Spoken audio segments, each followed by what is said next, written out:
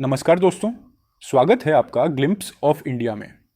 आज हम बात करेंगे कांग्रेस की दिल्ली न्याय यात्रा के बारे में, जो आगामी दिल्ली विधानसभा चुनाव से पहले दिल्ली की सियासत में हलचल मचाने का इरादा रखती है।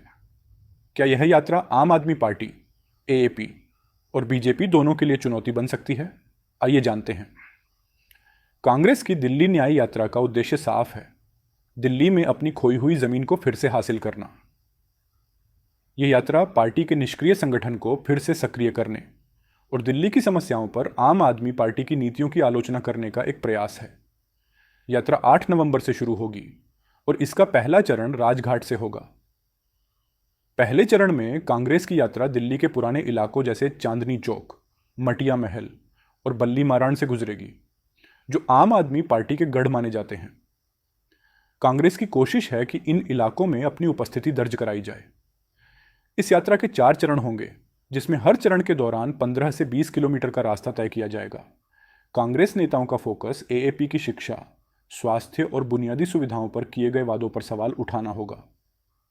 दिलचस्प बात यह है कि कांग्रेस इस यात्रा के जरिए सिर्फ एएपी को ही नहीं, बल्कि बीजेपी को भी चुनौती दे रही है।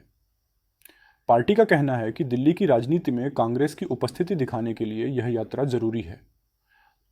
कांग्रेस इस यात्रा में राहुल गांधी और प्रियंका गांधी को भी शामिल करने की योजना बना रही है, ताकि यात्रा को और प्रचार मिले और पार्टी की आवाज दिल्ली के हर कोने में सुनाई दे।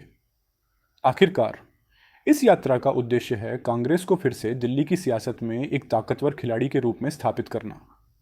अब यह देखना होगा कि क्या कांग्रेस अपनी खोई हुई जमीन फिर से पा पाएगी, या दिल्ली में सत्ता की लड़ाई केवल एएपी और बीजेपी के बीच ही सिमट कर रह जाएगी। दोस्तों, आप इस बारे में क्या सोचते हैं?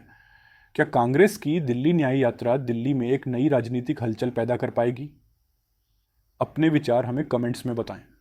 और अगर आपने अभी तक हमारे चैनल को सब्सक्राइब नहीं किया है, तो अब भी सब्सक्राइब करें, ताकि हम आपको हर नई राजनीतिक अपडेट दे सकें।